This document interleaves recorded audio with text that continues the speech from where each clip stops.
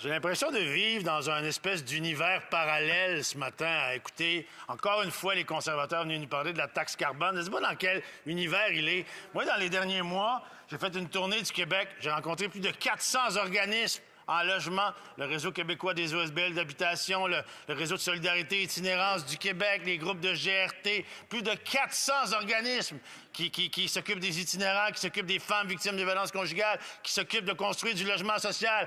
Personne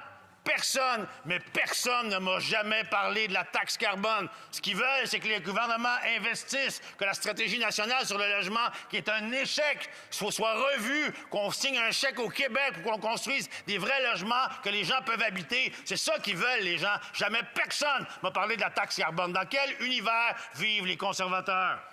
Moi, je vis dans l'univers où les gens ont besoin de leur camion pour aller travailler. C'est la vérité. Au Saguenay. C'est la vérité à travers le Québec, dans les régions.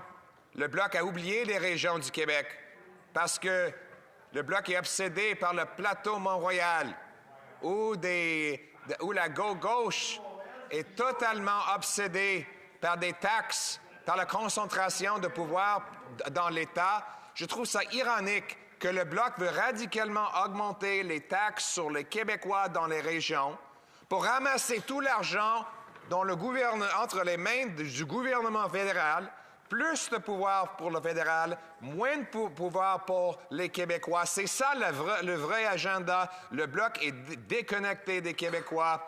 Ça coûte cher voter Bloc. Ça coûte très cher voter Bloc.